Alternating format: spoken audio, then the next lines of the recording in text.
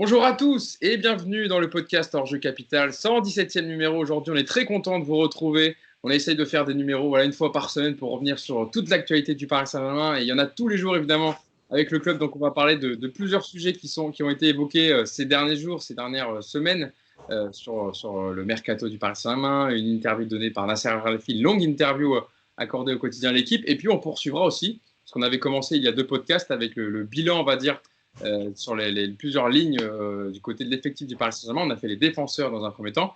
Et là, on parle les milieux de terrain, parce qu'on parlera un peu mercato avec l'arrivée prochaine normalement de Jorginho Wijnaldum, le milieu de terrain de Liverpool.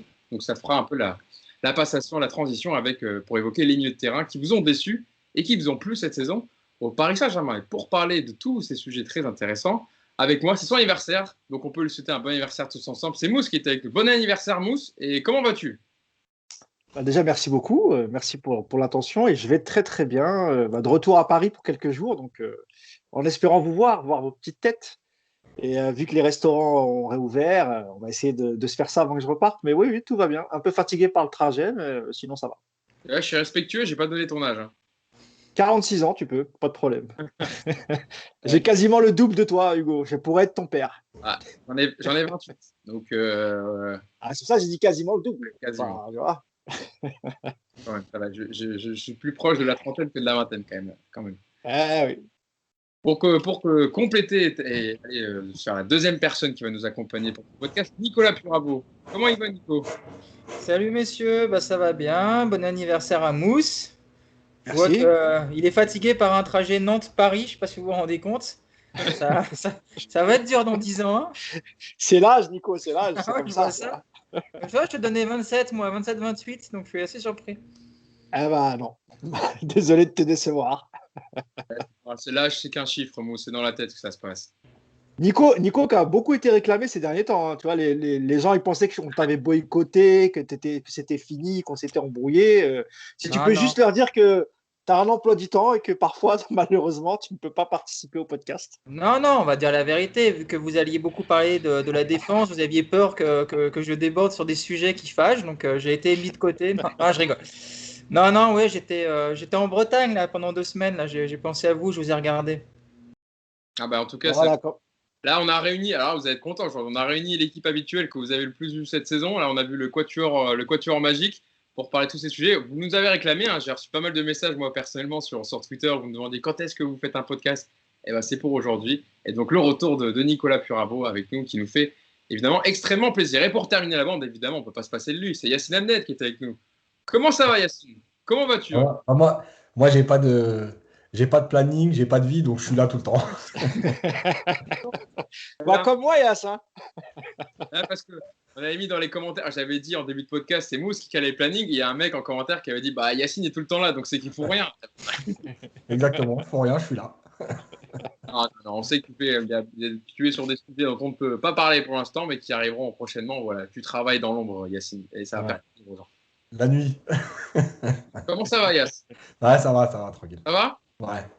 Si vous entendez quelques bruits, c'est que j'ai des travaux chez moi, donc le temps que je coupe le micro, il peut y avoir des bruits qui viennent un peu. Voilà. Ce sera pas chez Nico aujourd'hui, quoi. Voilà. Moi, ils sont en train de tondre des pelouses en bas, donc je m'excuse aussi d'avance. Bon, ça fera un peu moins de bruit parce que je crois qu'il pète du carrelage chez Yacine, donc le bruit sera un peu plus fort. Donc on s'excuse d'avance. Si vous entendez un peu de bruit, Yacine, il va couper son micro évidemment quand il n'aura pas la parole. Mais ouais, si vous entendez un bruit de quelque chose, c'est normal, c'est chez Yacine. On va commencer avec le premier thème de ce podcast, de ce 117e numéro du podcast Hors-Jeu Capital, avec l'interview qu'a accordé Nasser Al-Khelaifi au quotidien L'Équipe. Parce que quand même c'était une longue interview, c'est pas souvent que Nasser Al-Khelaifi a parlé ces derniers temps, en tout cas à la presse, de façon comme ça assez longue sur une interview de 2-3 pages. Et j'ai sélectionné quelques phrases, quelques questions qui ont été posées au président parisien. Et on va revenir dessus avec vous. Évidemment, il y a des sujets qu'on a déjà évoqués dans le podcast, mais c'est bien d'avoir la précision quand même du président parisien.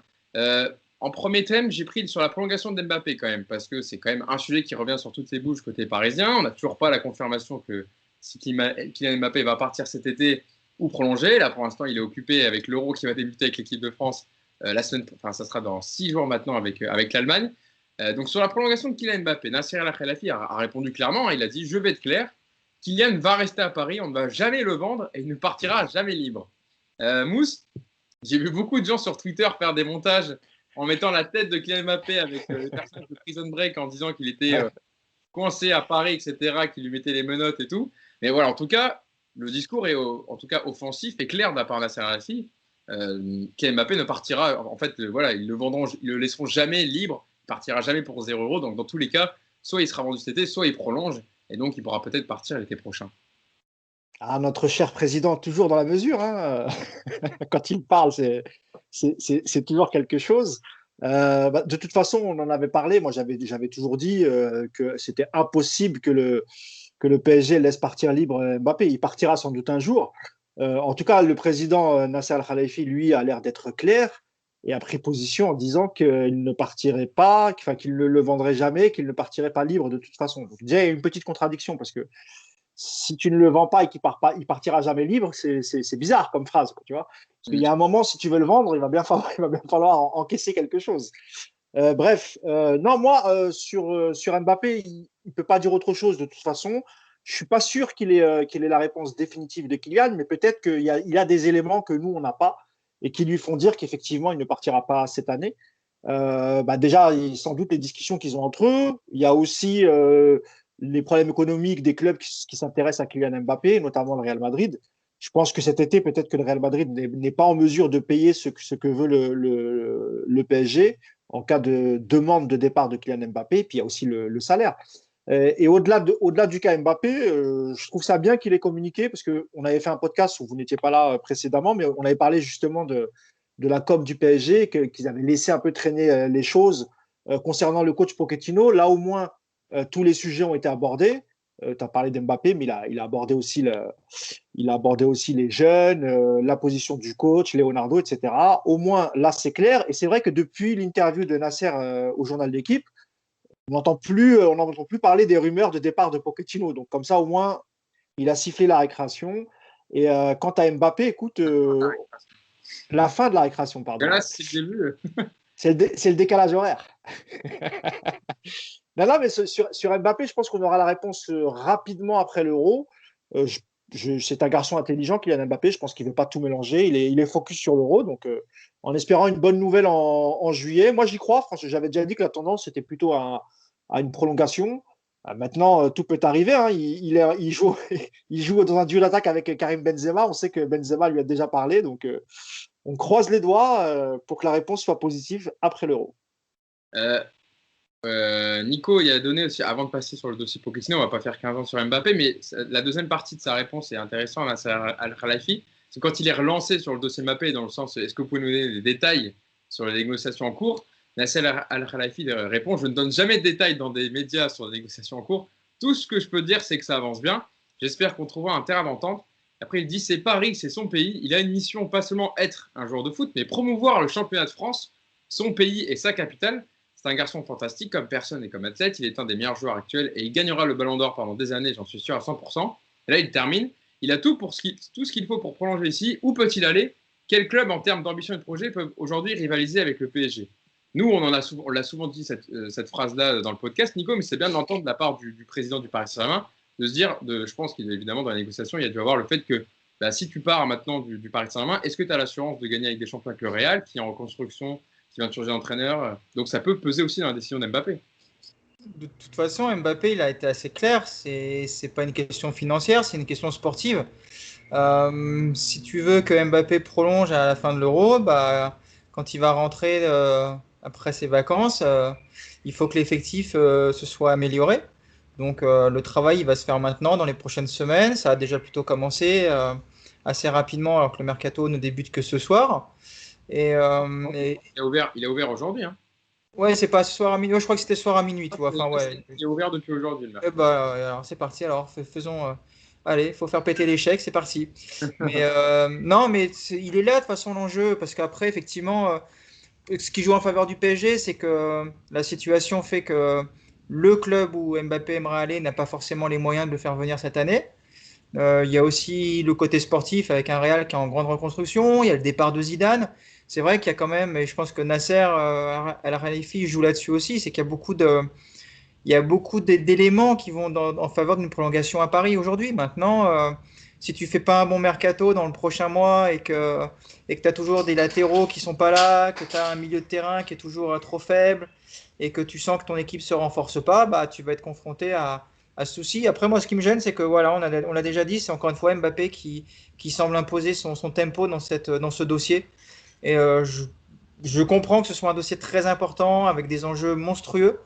Mais j'aurais bien aimé voir le PSG donner une deadline de manière un peu plus virulente au clan Mbappé en disant que voilà, si le jour de la fin, soit avant le début de l'Euro, soit à la fin, si c'est pas décidé, bah dans ce cas-là, on partira sur une vente, tu vois. Mais bon, on va faire confiance à Mousse qui est optimiste. Moi, bizarrement, je le suis un petit peu moins sur ce dossier, mais on verra. J'ai pas d'éléments plus que vous en tout cas. Yacine, en plus de parler de Kylian Mbappé, il a aussi parlé des rumeurs autour de Mauricio Pochettino. Tu pourras réagir sur Mbappé parce qu'à la fin de son argumentaire, à Nasser Al-Khelaifi, il reparle un peu de Kylian Mbappé. Évidemment, donc, on a parlé dans le podcast.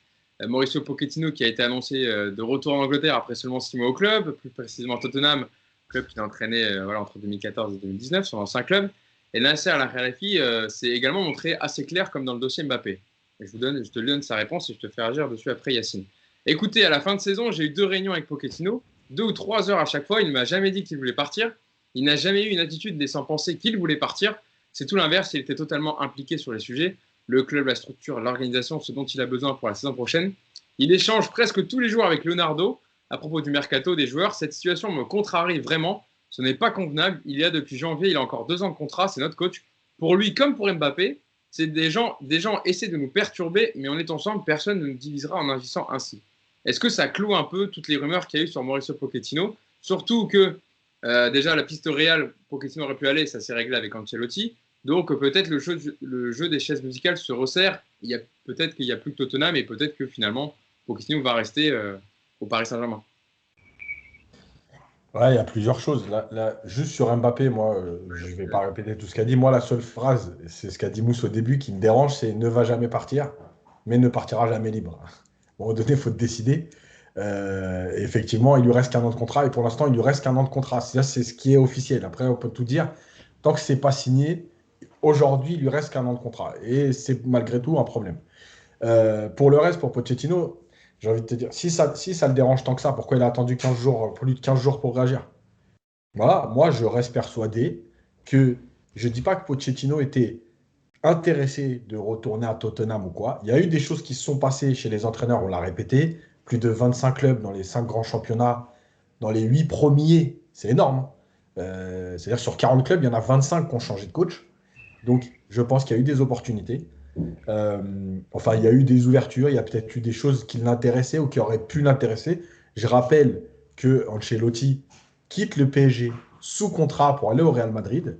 Voilà, donc c'est pas non plus Pochettino, c'est pas un extraterrestre. Hein. Ce qu'il fait, ça arrive à d'autres coachs. Nagelsmann a signé au Bayern. Alors il y a eu un transfert payé, comme le Real avait payé le PSG. Donc en fait, tout ça, c'est quelque chose de normal. Le seul truc, c'est que si réellement tout était faux et que ça le dérangeait tant que ça, pourquoi avoir attendu si longtemps? Moi, je pense que tout n'était pas faux. Pochettino a peut-être écouté, pour plein de raisons qu'on a évoquées la dernière fois, donc je ne vais pas revenir dessus, avec Leonardo, le mercato, etc.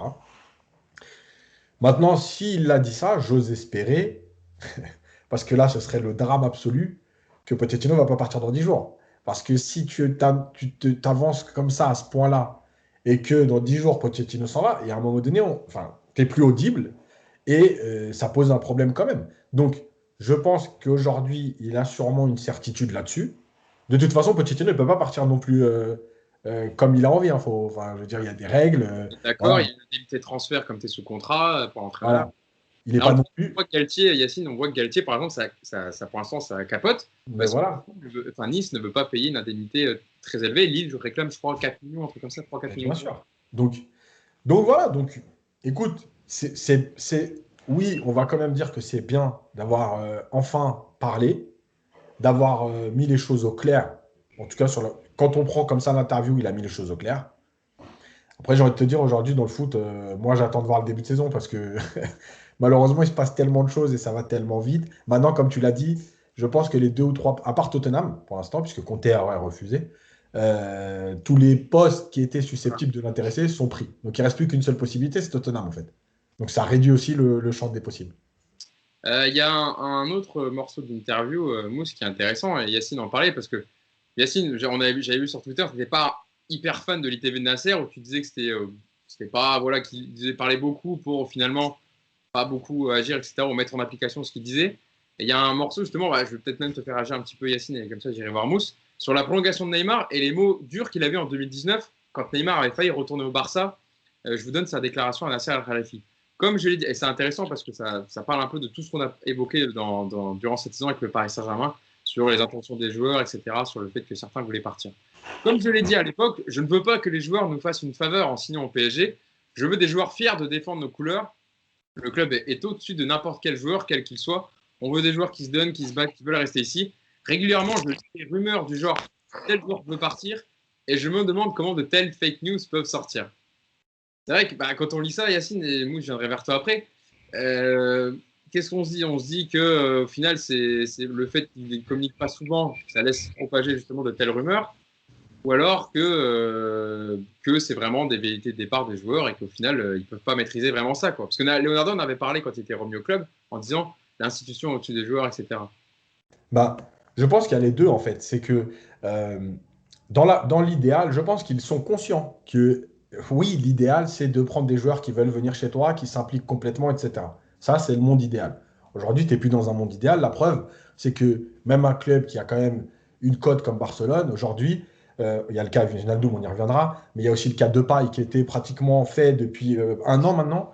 Et il y a la Juve, il y a peut-être le PSG qui sont rentrés dans la danse et Depay n'y va plus. Donc, à un moment donné, ça n'existe plus, ça. L'histoire de les mecs qui viennent pour effectivement un projet global, mais le côté financier est hyper important. Voilà, il faut le dire.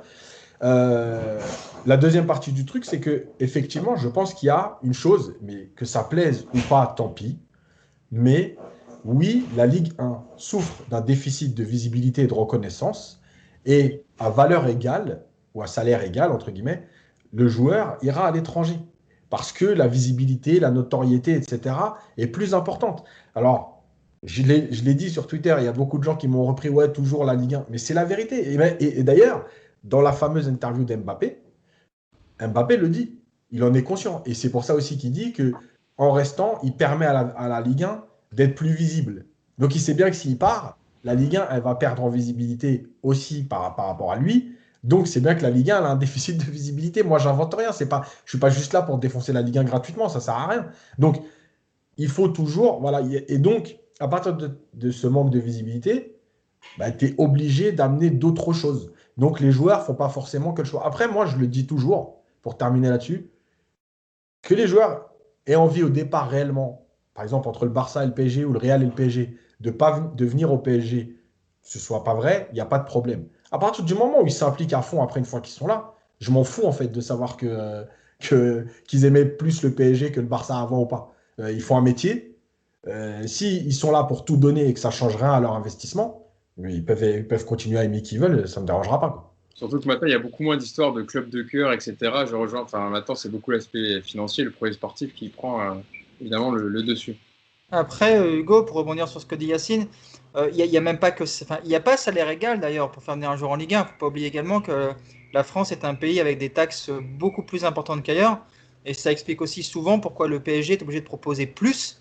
Mais à l'arrivée, tu proposes plus, mais le joueur va toucher autant que ce qu'il devait toucher au Real, par exemple. Donc, il faut aussi savoir prendre ça aussi en compte. C'est un des critères aussi qui fait qu'aujourd'hui, il est difficile pour un club comme Paris de faire venir des joueurs uniquement sur la renommée du club, parce que tu as effectivement un côté la Ligue 1, et puis tu as aussi cet aspect d'imposition qui rentre en compte. Et donc, ça rend les choses très compliquées, effectivement, pour Paris. Je veux dire, juste pour dire cette précision-là, pour donner un exemple entre l'Allemagne et la France, pour un joueur qui va toucher 600 000 euros par mois, le PSG va payer 600 000 euros de charges globales. En Allemagne, les charges sont plafonnées autour de 20 000 euros. Mais je ne sais pas si on se rend compte, c'est-à-dire que le club va payer 620 000 euros, quand le PSG va payer 1 million d'euros.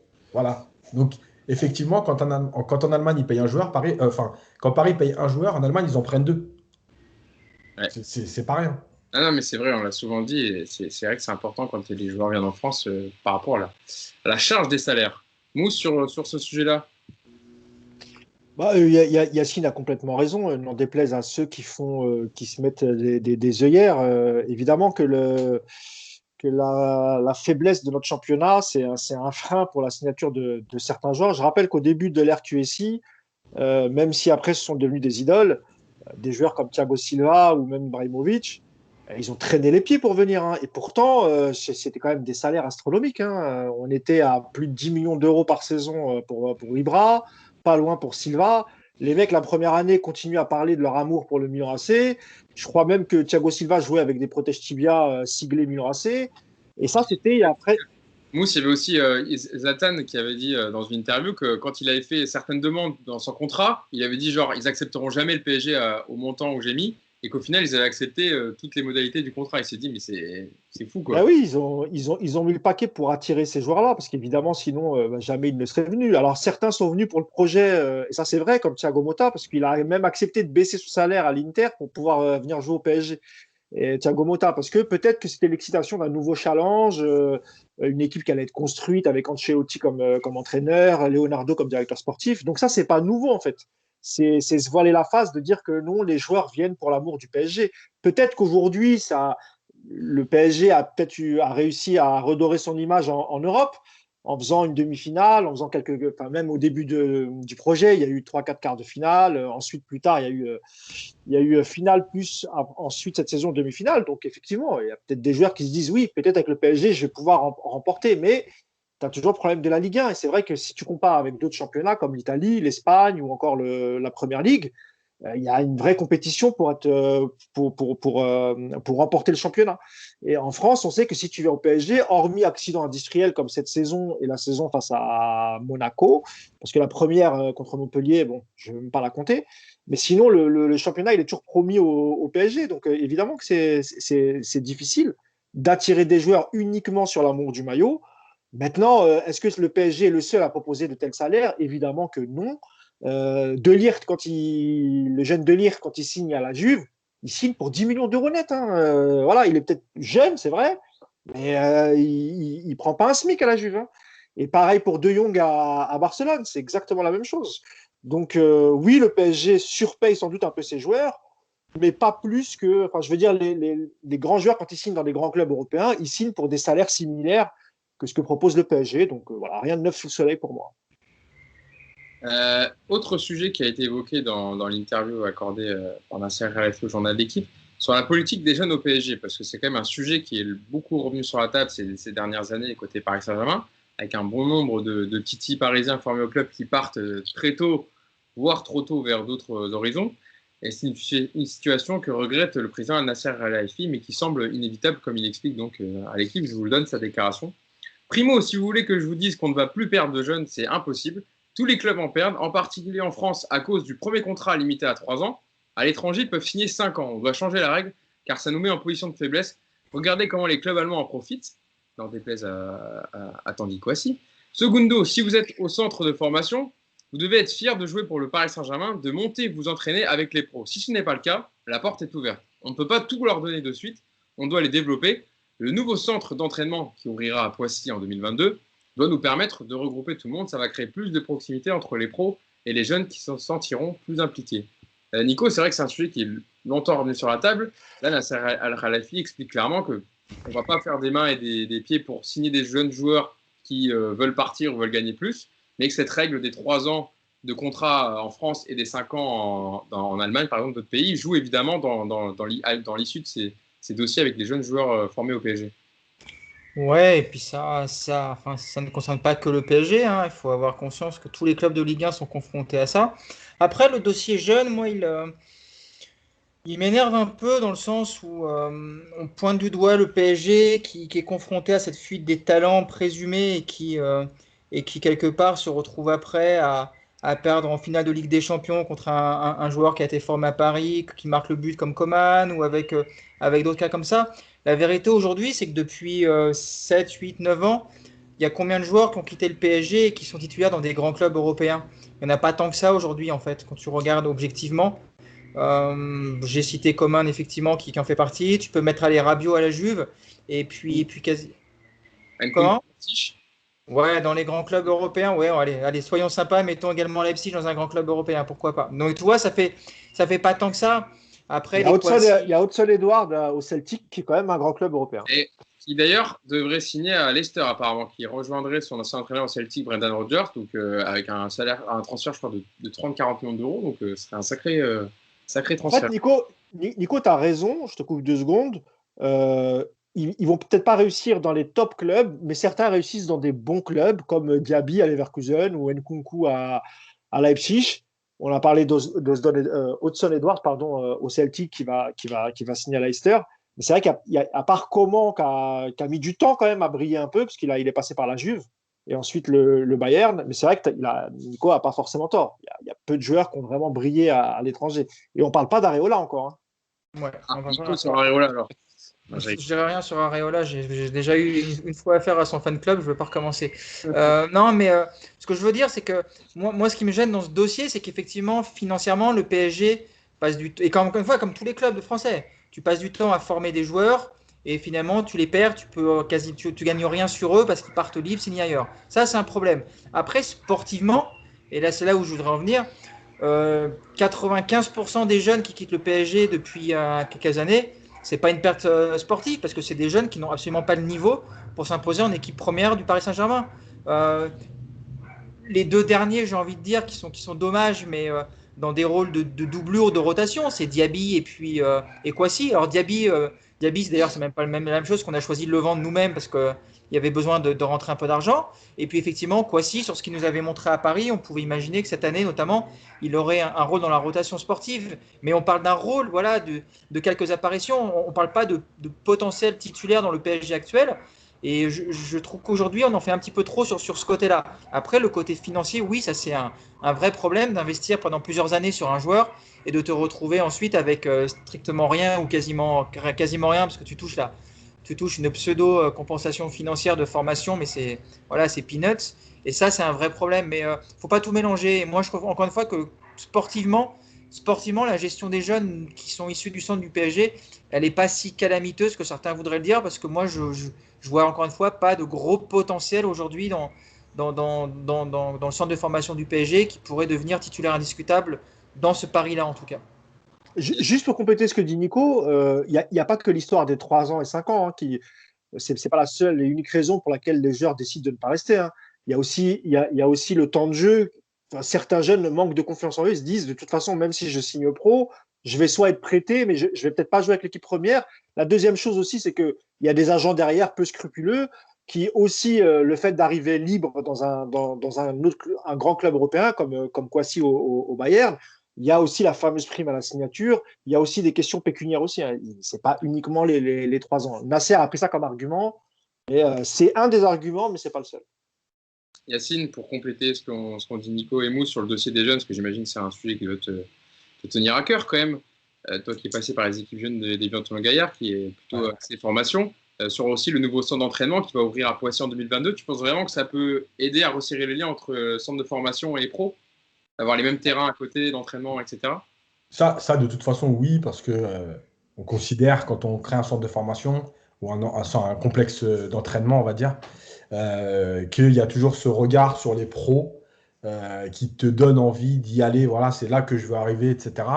Et notamment, le centre du PSG va être construit un peu sur une idée psychologique comme ça, c'est-à-dire que les très jeunes vont être en bas, la formation va être au milieu et les pros vont être en haut. En gros, tu gravis les échelons et tu vas arriver là-haut. Moi, il y a deux choses que je retiens. La première, c'est la fierté de jouer au PSG. Effectivement, je pense que ça, c'est important pour les jeunes, parce que tu peux peut-être pas le travailler chez les pros, parce que là, c'est du business. Mais chez les jeunes, tu peux le travailler, sauf que, évidemment, quand tu as des entraîneurs qui passent et repassent de partout, qui eux-mêmes n'apprécient pas forcément le club, qui viennent travailler. Je pense, voilà, par exemple, tu prends l'entraîneur de Lyon, il vient un an, il repart à Lyon, il repart à Laval, il va à Monaco, il va où tu veux. Bah, à un moment donné, effectivement, les jeunes ont aussi besoin d'avoir des symboles, entre guillemets, des gens installés depuis longtemps et de connaître l'histoire de leur club. Et ça, c'est toi qui dois le donner. C'est pas le jeune qui va aller ouvrir des livres et dire quel est mon club. C'est toi qui dois l'amener. Donc ça déjà, alors c'est vrai et en même temps, c'est un défaut de ce que tu as fait depuis 10 ans, à savoir que tu changes les éducateurs et les responsables de centre tous les 2 ans. Donc ça, c'est un premier problème. L'autre chose, sur le côté jeune. Alors, je rejoins Nico sur le fait que les joueurs ne soient pas forcément aujourd'hui, de toute façon, prêts à être titulaires, il n'y a pas de problème. Sauf que le problème des 18-21 ans, c'est le temps de jeu. Pour progresser, il n'y a que les matchs. C'est-à-dire que les entraînements, je l'ai déjà répété, tu progresses 5-6 mois parce que tu es avec Neymar, Mbappé, Verratti et compagnie, donc tu vas progresser. Mais déjà, le PSG joue des matchs tous les 3 jours. Ce qui veut dire que les séances ne sont pas des réelles séances où tu travailles pendant 2 heures. Tu joues le dimanche, lundi tu fais récup, mardi mise en place, mercredi tu es déjà en Ligue des Champions. Donc déjà c'est compliqué. Je pense qu'il y a 2 choses. Le PSG a voulu travailler sur des clubs satellites depuis longtemps.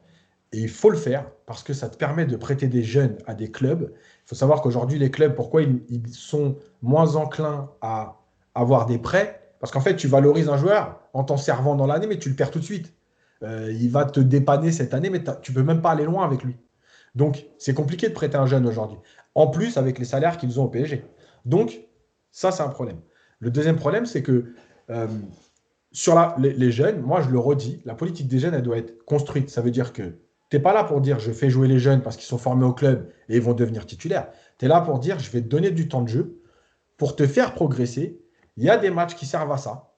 Et il y a aussi un contexte. Et le problème des jeunes aujourd'hui, et que je comprends, en dehors de l'histoire des contrats et tout, c'est que quand tu vois un Kehrer acheter 35 millions avec un gros salaire, en fait, tu te dis pourquoi au centre, avec un joueur à zéro, que tu as formé toi-même, ne me faites pas croire qu'il n'y a pas quelqu'un qui a ce niveau-là. Voilà. En ayant 20, 30, 40, 50 matchs en 2 ans. Parce qu'il va jouer en Coupe de France, parce qu'il va jouer les matchs d'après Ligue des Champions, etc. Voilà, je pense qu'il y a intégrer des jeunes, c'est une politique. Et je répète ce que je dis, Alexander Arnold aujourd'hui, c'est peut-être un des meilleurs latérales. Alors, on oublie cette saison parce que voilà, elle est spéciale, mais sur les 2 dernières années, en attendant, quand il est arrivé, il avait 18 ans, il arrive à Liverpool. Un an plus tard, à la fin de la saison, il jouait la finale avec des champions comme titulaire. Je ne pense pas que quelqu'un se disait, ce joueur va être le titulaire à ce poste. Mais il a pris confiance, il a progressé rapidement. À 19 ans, il est titulaire chez le champion d'Europe. Voilà, donc les jeunes, c'est aussi des paliers. Et les jeunes, si tu les fais jamais jouer, on peut prendre l'exemple de Pembele, tu le fais jouer 19 minutes sur la saison, bah évidemment que l'année prochaine, si tu lui fais faire un match, tu vas dire, ouais, mais ça fait 1 an et demi qu'il est chez les pros. Oui, mais ça fait 1 an et demi qu'il n'a pas joué. Voilà, donc c'est une politique. Sur le sujet des jeunes, je pense qu'on a été complet. Sur l'enveloppe mercato, parce que je sais que c'est le sujet du moment et c'est les sujets dont vous voulez absolument qu'on parle, donc on va vite venir dessus. Justement, sur l'enveloppe mercato pour cet été, Nasser Al-Khelaifi a donné cette réponse au journal L'équipe. Ces 2 dernières années, on n'a pas beaucoup investi, entre autres du fait de la crise sanitaire, mais on a fait une finale et une demi de Ligue des Champions. Ça montre qu'on est là. Maintenant, on doit encore s'améliorer sur certains postes. On les a ciblés, on sait ce qu'on veut faire. Et sur la relance du journaliste, avez-vous la possibilité de faire des gros recrutements? Il répond, on va en faire en souriant. Justement, donc on va venir à notre deuxième partie du podcast, parce que je sais que c'est les sujets sur lesquels vous voulez qu'on revienne, c'est l'actualité du moment, évidemment. Tout d'abord, donc en plus je le disais, le marché transfert qui s'est ouvert officiellement aujourd'hui pour la France et l'Angleterre jusqu'au 30 août. Concernant l'Allemagne, l'Italie, l'Espagne ou le Portugal, etc., le marché transfert n'ouvrira officiellement que le 1er juillet prochain. Donc voilà, les clubs français et anglais ont un peu d'avance sur les autres. On va parler du premier joueur qui est annoncé comme première recrue du côté du Paris Saint-Germain, c'est Georginio Wijnaldum, le milieu de terrain de Liverpool, qui est en fin de contrat avec Liverpool et qui est donc libre, qui devrait s'engager dans les heures qui viennent jusqu'en juin 2024 pour un contrat de 3 ans. À la base, le milieu défensif de 30 ans devait prendre la direction de Barcelone, et puis finalement, le Paris Saint-Germain serait rentré dans la négociation et aurait proposé le double du salaire proposé par le Barça, donc on parle d'un salaire, alors évidemment, il y a plusieurs chiffres qui sont sortis, donc on parle d'un salaire de un peu plus de 10 millions d'euros proposé par le Paris Saint-Germain. Il aurait même passé la visite médicale hier depuis le lieu de rassemblement de la sélection néerlandaise, parce que Wijnaldum va jouer l'Euro avec les Pays-Bas. Tout d'abord, première question, Mousse, par rapport aussi au contexte, par rapport aux négociations et aussi par rapport aux joueurs. Qu'est-ce que tu penses de cette arrivée de Wijnaldum par rapport à ce qu'a fait le Paris Saint-Germain, rentrer dans la négociation avec le Barça, attirer le joueur et tout simplement qui deviendrait peut-être la première recrue du Paris Saint-Germain? On a longtemps parlé d'un milieu de terrain possiblement qui pourrait arriver. Là, ça serait au moindre coût parce qu'il n'y aurait pas d'indemnité de transfert avec je pense, tu vas me préciser, avec une prime à la signature sûrement, mais ça serait un beau coup. Ouais, c'est un beau coup. Puis ils n'ont pas fait la même erreur qu'avec Herrera, parce que Herrera, sur le papier, en 2019, ça avait tout l'air de la bonne affaire. Sauf qu'aujourd'hui, quand on voit le rendement et le salaire qu'on lui a accordé, c'est à peu près le même. Sauf que là, Herrera, c'était 50 contrats qu'on lui avait donné pour pouvoir le faire signer. C'est vrai qu'à l'époque, il y avait pas mal de clubs qui étaient sur Herrera. Mais là, ce qui est bien, c'est que là, c'est un contrat de 3 ans, parce qu'il est trentenaire. Wijnaldum, il a 30 ans là. Donc déjà, pardon? Il a 30 ans. Voilà, 30 ans. Donc déjà, c'est un contrat de 3 ans et pas de 5 ans. Le salaire est ce qu'il est. Hein, ça, qu'est-ce que tu veux que je te dise? Si le PSG a les moyens de payer 10 millions d'euros. Oui, tu voulais me parler? Non, non, j'allais dire, dans le sens, on n'est pas comptable du club, hein, c'est pas notre argent, donc que le PSG mette Voilà. 5, qu'est-ce que vous voulez? Non, mais est-ce que je veux plein de réactions genre, ah, mais etc., Nobel Paris est obligé de doubler le salaire, mais oui, mais s'il faut faire ça pour amener un joueur, parce que évidemment, la Ligue 1, c'est un peu plus compliqué, on en parlait tout à l'heure, bah, voilà, nous, on va s'en réjouir d'avoir un joueur comme Wijnaldum qui viendra au Paris Saint-Germain, ça serait une excellente recrue, Mousse. Je pense que tu es d'accord Bah, avec moi. Wijnaldum, il me semble qu'il est. Je ne sais pas si c'est lui qui est capitaine ou Depay. Non, c'est lui qui est capitaine maintenant là, avec les Pays-Bas. Donc voilà, c'est le capitaine des Pays-Bas. C'est un joueur qui a quand même participé avec Liverpool à remporter cette Ligue des Champions. Donc c'est quand même c'est un milieu qui est intéressant. Il est polyvalent. Tu peux le mettre à plusieurs postes. Il a l'air d'être assez fiable. Alors, j'ai lu à droite à gauche que cette saison, c'était pas trop ça avec Liverpool. Tu as aussi le droit de te louper pendant cette saison. Moi, j'ai pas beaucoup vu jouer Liverpool. Je laisserai Yacine en parler mieux que moi.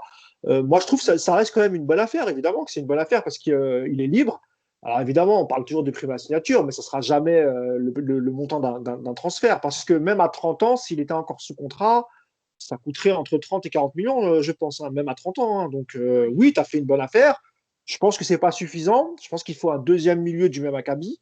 Parce que ce qu'on a, c'est pas suffisant. On a vu cette saison entre Herrera et Paredes, surtout, Verratti blessé. Gay, pour moi, c'était plutôt la bonne surprise, on en reparlera tout à l'heure. Mais voilà, il manque quand même il manque un milieu fiable, encore un milieu de terrain, en espérant que Verratti revienne mieux et qu'il soit moins blessé la saison prochaine. Mais en tout cas, sur le profil du joueur, oui, pour moi, c'est une bonne idée. Après, le salaire est ce qu'il est. C'est ce qu'il faut aussi pour attirer les joueurs.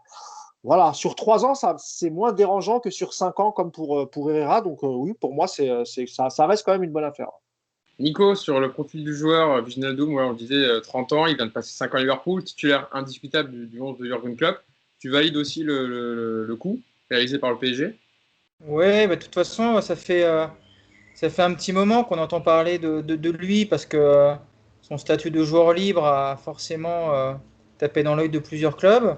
Ce qui est assez marrant, c'est que quand il était annoncé proche du Bayern ou du Barça, tout le monde expliquait que le PSG était vraiment des guignols de passer à côté de lui parce que c'était quand même la super occasion du moment. Et puis depuis qu'on apprend que finalement c'est le PSG qui va le faire venir, on nous explique qu'en fait c'est un mauvais joueur qui ne brillait plus à Liverpool et que le PSG surpaye encore un trentenaire qui va servir à rien. Donc voilà, ce qui est sûr c'est que c'est un joueur qui était titulaire dans le très exigeant Liverpool de Klopp. Donc ça pour moi c'est déjà un premier point très intéressant. Il a été très important dans la campagne victorieuse en Ligue des Champions il y a 2 saisons. C'est le genre de joueurs qui te font du bien, encore une fois. Qu'est-ce qu'il y a, Mousse? Mousse nous quitte. Non, donc voilà, je crois que c'est un bon profil, mais comme l'a dit Mousse, ça suffit pas. Voilà, le milieu de terrain du PSG est problématique. Il faut absolument, moi je pense, ce genre de joueurs, on va dire référents, des joueurs qui ont des vraies références. On sait un peu ce qu'ils peuvent apporter. Et je trouve que c'est, sur le papier en tout cas, un joueur qui a toutes les qualités dont le PSG a besoin. Maintenant, il va falloir très clairement un milieu un peu plus box-to-box. C'est ce qui va quand même manquer à Paris dans ce mercato. Et on l'attend. Mais en attendant, Wijnaldum, moi, je suis très, très content de le devoir venir parce que je pense que c'est un bon joueur pour Paris. Yacine, sur le profil de Georginio Wijnaldum, on l'a dit, hein, Nico l'a dit déjà un peu, le Néerlandais qui a brillé par sa fiabilité déjà, il a enchaîné les matchs de très très haut niveau ces dernières saisons, un peu moins peut-être cette saison, mais à l'image du club. Il a une grosse capacité à répéter les efforts à très haute intensité et sur la durée. Il peut évoluer en tant que relayeur, il a joué même en tant que numéro 10 avec Liverpool. Il a quand même une palette assez complète et assez large. C'est un joueur très très intéressant. Ouais, c'est un joueur qui peut jouer dans les pour moi, dans les 3 postes, même du milieu, c'est-à-dire même 6, il peut très bien jouer 6, dans un rôle différent, par exemple, de Paredes, mais il peut jouer devant la défense.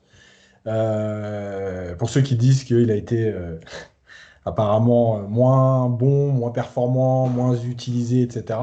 Bon, il a quand même joué 50 matchs cette saison. Il a joué à peu près 90% des matchs et très souvent titulaire.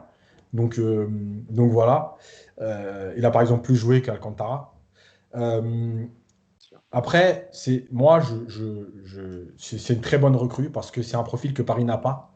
C'est un profil box-to-box, c'est un profil qui marque des buts. Alors, c'est vrai que cette saison, il a moins de statistiques, mais c'est un profil qui, ouais, en première ligne. Mais c'est un milieu quand même qui marque, voilà, et ça manque. voilà, régulièrement en temps normal. Après, de toute façon, cette saison, tout le monde a été un peu en dessous. Enfin, ça a été compliqué pour tout le monde. Donc voilà. Il a beaucoup marqué avec les Pays-Bas, par contre, cette saison, dans les éliminatoires notamment. Ouais, ouais. Je crois qu'il a marqué 5 buts, je crois, un truc comme ça à vérifier. Mais... Ouais, parce qu'il joue aussi plus haut, plus libre avec les Pays-Bas, donc il est plus à la finition. Mais par exemple, l'année où Liverpool gagne avec des champions, notamment en demi-finale, il est très bon parce qu'il vient souvent terminer les actions dans la surface, etc. Donc c'est un profil que Paris n'a pas. Euh, la seule chose que je veux dire, moi, parce que j'avais aussi tweeté là-dessus sur le fait des trop gros salaires, en fait, pour moi, le seul problème que ça pose, c'est que ensuite, le joueur ne part plus.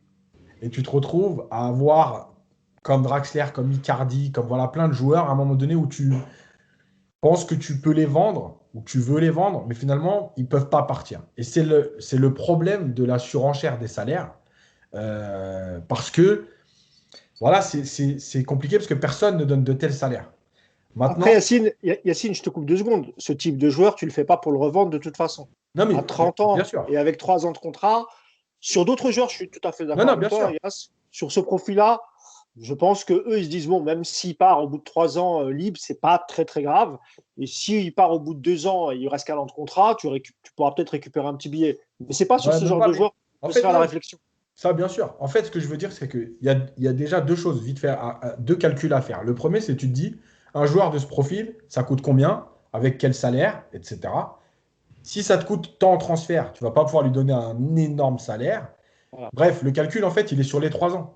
Donc là, ça va te coûter, même s'il lui donne 10 millions par an, ça va te coûter donc 30 millions de salaire, plus une prime à la sûre, tu vas être autour de 40-45. D'accord? Quoi qu'il arrive, un joueur de ce niveau-là, qui a ce passé-là, en transfert, tu es déjà à 40-45 sans compter le salaire. Donc, de toute façon, effectivement, tu t'es gagnant. Voilà, ça, c'est clair. La deuxième chose, c'est que je pense qu'il va apporter une combativité, un état d'esprit, parce qu'il a cet état d'esprit, et un passé. Parce que des joueurs qui ont gagné la Ligue des Champions au PSG, bah, il n'y en avait qu'un, c'était Neymar. Voilà. Donc là, tu en as un Et deuxième. Navas. Enfin, il y a Navas, ouais, il y a Navas. Donc ça te fait un troisième joueur, un peu dans toutes les lignes, avec ce passé-là. Voilà, je pense que c'est des profils qui sont importants et qui vont te permettre de varier aussi ton jeu au milieu de terrain. Voilà, tu vas avoir des profils avec un joueur qui est capable, par exemple, de frapper aussi de loin. Voilà, parce que nos joueurs, pour avoir une frappe de loin, c'est tous les 8-10 matchs, tu en as une qui passe par là, et puis après, tu es reparti pour 10 matchs où on se fait des passes dans les 6 mètres. Je crois que cette année, ça doit être Gay qui a tiré le plus de Ouais. fautes hors de la surface Paris Saint-Germain. C'est dire quand même, c'est pas sa qualité première, mais à quel point. Et Gay qui a mis un magnifique coup franc contre, je sais plus contre quel pays hier en match amical, il met un coup franc direct. Ah, Et je- Icardi sais qui a pas si marqué un beau but aussi. Il y a autre chose. Icardi qui a marqué un beau but aussi hier. Ouais. Ah oui. Il y a autre chose aussi, c'est que c'est, pour revenir toujours sur Wijnaldum, c'est que c'est un joueur qui se blesse pas. Et ça, c'est important aussi. Je crois qu'en 5 ans à Liverpool, il a dû rater 10 matchs. Donc, c'est quand même une sacrée. Ça va quand même se faire du bien parce que c'est quand même aussi un des gros problèmes du PSG aujourd'hui. C'est que c'est difficile d'installer un milieu de terrain et de travailler la continuité avec des joueurs qui sont tout le temps blessés ou suspendus. Là, au moins, s'il reste dans la lignée de ce qu'il a fait pendant 5 saisons à Liverpool, déjà, voilà, tu sais que tu as un joueur qui sera là tous les matchs. Et ça fait du bien, forcément. En gros, s'il se blesse à Paris, c'est que c'est vraiment le club qui a un problème, quoi. C'est ça. c'est vrai. Comme le disait Thomas Tuchel, c'est un joueur fiable et qui compte quand même 75 sélections avec les Pays-Bas. Donc voilà, c'est dire. Top, il disait Thomas. Bon, Top, il disait plutôt. top qualité. Et évidemment, Wijnaldum qui va donc disputer l'Euro avec les Pays-Bas.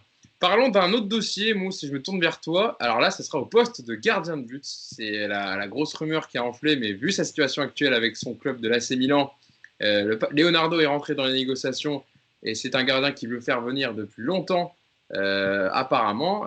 C'est Gianluigi Donnarumma, le gardien de l'AC Milan, donc, qui est lui aussi en fin de contrat avec son club du Milan, son club de toujours, hein, où il a été formé là-bas, où il a joué depuis qu'il est tout jeune. 22 ans, il fait 1m96, toujours important la taille pour les gardiens, mais surtout plus de 250 matchs avec l'AC Milan pour un gardien de 22 ans, quand même, c'est dire. Il va disputer l'Euro avec l'Italie, évidemment gardien titulaire de la sélection italienne. On parle d'un salaire, Mousse, de 12 millions d'euros, bonus compris, avec un contrat de 5 ans, avec possiblement une prime à la signature de 20 millions d'euros. Et il faut également rappeler que son agent n'est autre que Mino Raiola, évidemment, il y a énormément de joueurs qui vont bouger pendant ce mercato. Et voilà, c'est ce qui est pas mal reproché aussi du fait qu'il veut évidemment croquer l'ami Raiola et qu'il va toucher une bonne prime à la signature. Est-ce que pour toi, c'est une opportunité de marché du fait de ta situation contractuelle et on parlera après par rapport à Keylor Navas qui est le gardien titulaire du PSG et évidemment Donnarumma arriverait en tant que pas numéro 1 mais numéro 1 bis en tout cas qui voudrait jouer titulaire parce qu'évidemment du fait de son expérience déjà et du fait qu'il était titulaire à AC Milan. Alors, vouloir anticiper l'avenir, c'est bien. Moi, je trouve que là-dessus, il n'y a pas de problème. C'est vrai que c'est un gardien d'avenir, Donnarumma, très grand de taille. Je crois qu'il doit être à 1m95 ou. Tu m'as pas écouté. On a dit c'est ça. Hein. Non, mais tu m'as pas écouté. Je l'ai dit il y a une minute. J'ai dit qu'il faisait 1m96. Donc, tu m'écoutes pas. Ah, bah, tu vois, voilà. Ouais. Je t'écoutais pas parce que, en fait, quand tu parlais, je préparais mon argumentaire en même temps. Donc, voilà. Bah, désolé. Mais bon, voilà, j'étais pas loin quand même. Non, c'est. Le problème de ce deal, en fait, moi, ce qui me pose problème, c'est, encore une fois, c'est pas tant de vouloir le faire venir, parce qu'effectivement, il est libre, et que tu as un gardien qui a 34 ans.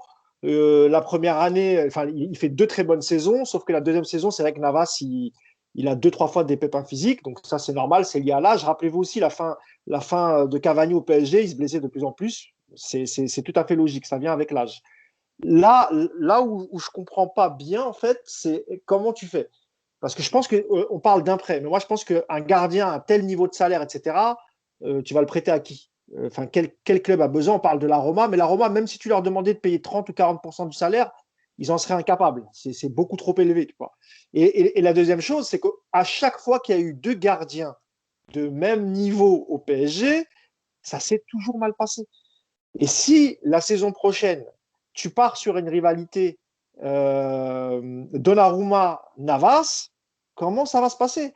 Parce qu'il y a un moment, soit Pochettino, clairement, il va dire ok, c'est Navas le titulaire et toi, Donnarumma, bah, tu feras les matchs, on te laissera les miettes, la Coupe de France, ou bien tu le remplaceras quand il sera blessé, ou bien il annonce directement une concurrence. Mais après ce que vient de faire Navas les 2 ans, parce que quand même, que ce soit la finale ou la demi-finale, il y est quand même pour beaucoup l'ami Navas. Et donc, moi, je trouve particulier si tu les mets à ce moment-là en concurrence. C'est là où j'espère que ça va bien se passer si c'est le cas, mais j'ai des doutes.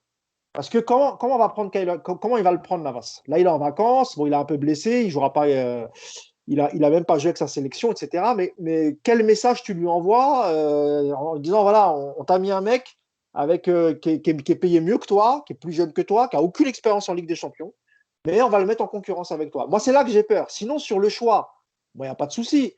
La deuxième chose, on va parler un peu d'argent. Alors, le salaire, OK, donne-lui ses 10 millions, il arrive libre, pas de problème. Mais il y a 15 millions de primes à la signature pour le joueur et il y a 20 millions de commissions pour Mino Raiola. Donc, finalement, c'est comme si tu l'avais acheté à 1 an de la fin de son contrat, 35-40 millions, en fait, tu vois. C'est quand même une belle somme. Donc voilà, là-dessus, je m'interroge. Mino Raiola, il s'est souvent régalé avec le PSG en termes de commission, parce que en arrivant, il a proposé des joueurs et ensuite il a récupéré des joueurs comme Verratti, comme Matuidi, comme Areola. C'est quand même lui qui est à la base de l'augmentation phénoménale d'Areola, qui a 8 millions bruts par saison. Quand on connaît le niveau du garçon, ça fait quand même beaucoup. Les négociations pour Verratti, c'était d'abord son premier agent et ensuite c'était lui. Bref, ouais, moi, ça me gêne un peu que ce genre de personnage gravite autour du PSG en réclamant autant de commissions, en fait. Parce que sur le joueur, je pense que tout le monde est d'accord que c'est bien anticipé, il a 22 ans, etc. Surtout, c'est un gardien très talentueux. On parle voilà, d'un gardien. Ouais, mais bien sûr. Et puis, Mais Paris a eu raison de se positionner. Après, moi, c'est mon avis. Je pense que c'était pas non plus à n'importe quelle condition. Et j'ai l'impression que c'était un peu comme Ibrahimovic. On a tout accepté pour se dire on tient un gardien d'avenir pour les 10 prochaines années. Alors, c'est vrai que c'est bien, mais dans ces conditions, ça m'embête un peu. Voilà. Tu as oublié de citer d'ailleurs, Mousse, et je vais me tourner vers Nico pour ça. Il a ramené aussi Minoréala, Mitchell Baker. Merci Hugo, j'allais le dire. Eh ben Nico, voilà, parce que c'était à la base pour le deal Frankie de Jong de dire prenez-moi Mitchell Baker, etc.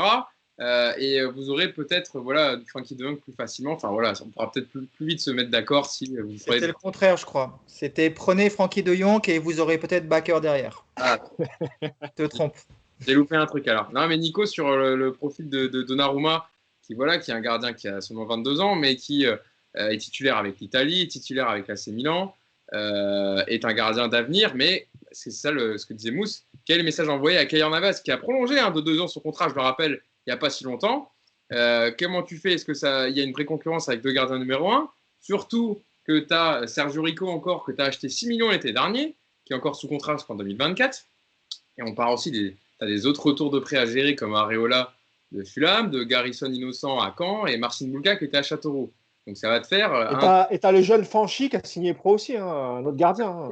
Ça te fait 6 gardiens possibles. Et le Tellier. Et le Tellier. Il est en fin de contrat, le Tellier. Lui, il est en fin de contrat, donc ça, c'est réglé. Bon, voilà. Comment faire avec tout ça à prendre en compte, Nico? Alors, déjà, première chose, je pense que c'était pas un poste prioritaire, mais que tu es obligé, quand tu t'appelles le PSG et que tu as un gardien de 34 ans, de commencer à travailler sur ce dossier. C'est un très bon gardien, ça, il n'y a pas de problème. Le prendre aujourd'hui, ça, c'est pas complètement aberrant si ça te plombe pas le reste de ton mercato. Donc, on va partir dans l'idée que ça ne sera pas le cas, donc tout va bien. Et donc, je vais un petit peu mettre de côté l'aspect financier pour plutôt parler du sportif. Moi, je reste persuadé qu'il va être prêté si jamais il signe cette saison au PSG. Je pense que le PSG va essayer de trouver un club pour l'accueillir. Et quand tu t'appelles, quand tu as un gardien de ce niveau-là, le prêter en Italie, je pense que ça peut être facile. Et puis ensuite, tu prépares tranquillement l'avenir. Il ne faut pas oublier que les postes de gardien, c'est compliqué. Il n'y en a pas énormément des top gardiens aujourd'hui. Ceux qui existent, ils sont quasiment impossibles à aller chercher dans leur club. Il y avait une petite fenêtre l'an prochain, je crois, avec Oblak qui était en fin de contrat à Madrid. Mais le reste des gardiens aujourd'hui, ils ne sont pas dispo. Donc, tu ne peux pas te permettre, avec un Navas de 34 ans, de te retrouver dans 1 an ou dans 2 ans sans solution. Donc, moi, je ne suis pas gêné par cet achat, même si, encore une fois, pour moi, ce n'était pas prioritaire. Après, si jamais il devait rester cette saison à Paris parce que tu ne peux pas le prêter, il y a 2 choses. Soit tu es capable d'entrer, de dire, bah voilà, tu seras doublure de Navas cette saison, ça ne bougera pas. Tu auras des miettes à droite à gauche, tu auras des matchs et puis tu feras avec, mais la hiérarchie ne changera pas, sauf évidemment grosse mauvaise performance du numéro 1. Donc ça, c'est la solution idéale. Et après, effectivement, il y a l'option de dire, bah voilà, on a 2 numéros 1 potentiels et donc le meilleur jouera. Et là, effectivement, tu peux imaginer que soit ça se passe pas bien parce qu'on a déjà vécu ça à Paris, mais tu peux aussi imaginer que ça se passe bien. Et je rappellerai que Navas, il a déjà vécu cette situation à Madrid, quand Courtois est arrivé. Et jusqu'à preuve du contraire, ça n'a pas empêché Madrid d'aller gagner une Ligue des Champions. Donc, moi, je suis pas aussi inquiet que Mousse sur cette arrivée-là. Et je suis même envie de dire qu'au moins, bah, ce sera fait. Et le dossier gardien, dans 1 an ou 2, tu as pu être penché dessus. Et c'est un vrai dossier compliqué. Donc globalement, on va dire que je suis plutôt satisfait si cette recrue se fait cet été. Et en attente, évidemment, de voir maintenant comment on va gérer cette présence ou ce prêt. Sauf que Navas, il n'avait pas accepté l'arrivée de Courtois, il a demandé à partir l'année d'après. Hein. Donc tu dis que ça s'est bien passé. Non, pas si bien que ça quand même. Bah, ça s'est bien passé pour le club, je veux dire. Ah oui, bien sûr. Oui, ça je suis d'accord. Parce qu'il faut aussi savoir que Rico et Navas s'entendent très bien. Le fait que Navas travaillait sereinement parce qu'il savait que Rico, il était deuxième et que tu vois, il réclamait rien d'autre. Il y a une très bonne entente, il se voit à l'extérieur, etc. Donc ça peut aussi bouger l'équilibre. Mais sinon, moi je suis d'accord avec Nico. Hein, Donnarumma, tu n'avais pas d'autre choix que de pencher là-dessus parce qu'il était libre et que c'est un gardien d'avenir. Là-dessus, je suis d'accord. Sauf que voilà, j'espère que dans la relation, dans le vestiaire, etc., ça ne fera pas d'histoire, quoi. C'est simplement ça. Yacine, alors Mousse, un peu gêné par l'arrivée de Donnarumma par rapport au contexte algérien avec Navas. Nico, plutôt content parce que c'était une opportunité de marche à faire. Comment tu te positionnes toi dessus, Yacine? Bon, moi, franchement, le truc avec Rayola, j'avoue que ça me rend ouf parce que 20 millions de primes à la signature, c'est un scandale. C'est un Ah, scandale parce qu'en fait, 15. hein? 15, les chiffres, a priori, c'est 15 Oui. pour Donnarumma et 20 millions de Ouais, voilà, commissions ouais. pour Rayola. Non, mais Donc, en 20 tout, il y a promis, ouais. 35 millions de commissions. Ouais, ouais, parce que 20 à la signature pour tout le monde à la limite, puisqu'il est gratuit, mais oui, 20 pour lui, je parle. Lui, il arrive toujours à gratter des. Tu sais, normalement, on te dit que les agents, ils touchent entre 7 et 10% des primes et tout. Lui, il arrive à avoir plus que les joueurs, c'est exceptionnel. Donc, moi, c'est un scandale. Voilà, c'est un scandale parce que 20 millions, c'est pas rien. C'est pas rien. C'est un joueur, c'est un salaire, c'est 2 salaires. Donc, déjà, c'est pas rien. La deuxième chose, c'est que le joueur était gratuit. Finalement, pour nous, il n'est pas gratuit. Voilà. La troisième chose, c'est que effectivement, il est international italien, il est coté, mais renseignez-vous bien, il n'avait pas tant de propositions que ça. Voilà, il n'y avait pas. On avait parlé de Hein, la Juve un peu. ouais, il n'y avait que la Juve. De Oui, mais vrai. Yacine, il a pas de proposition parce que les prétentions salariales et de commission sont monstrueuses. Et ben Mais voilà. Et ben, sportivement, si tu mais, imagines que ce gardien-là, sportivement, a un tarif un peu plus abordable, tu as tous les clubs qui se mettent dessus. mais bien sûr. Mais donc, encore une fois, toi, tu es dessus et tu t'alignes sur ses prétentions à lui alors qu'il n'y a pas de concurrence. Mais où on a vu ça? Donc, ça, c'est pour le côté financier, etc. Parce qu'il y a des choses quand même, à un moment donné, il va falloir ouvrir les yeux sur ce qui se passe. Là, côté sportif, moi, je suis d'accord avec Nico. Les gardiens, c'est spécial. Voilà. C'est un poste spécial, c'est une ambiance spéciale entre eux. Et de la concurrence entre gardiens qui ne se passe pas bien, il y en a eu plein. Et en fait, elle dure 1 an, comme l'a dit Nico. C'est-à-dire que dans le club, on arrive à gérer 1 an, mais tu ne peux pas aller au-delà. Rappelez-vous Ter Stegen avec le Barça, il y a un gardien, j'ai oublié le nom, qui jouait le championnat, Ter Stegen qui jouait la Coupe d'Europe. Ça s'est passé pareil au Real, mais finalement c'est 1 an. En gros, on masque un peu, on fait plaisir aux deux pour jouer des matchs importants et pas que la Coupe de la Ligue ou la Coupe du pays.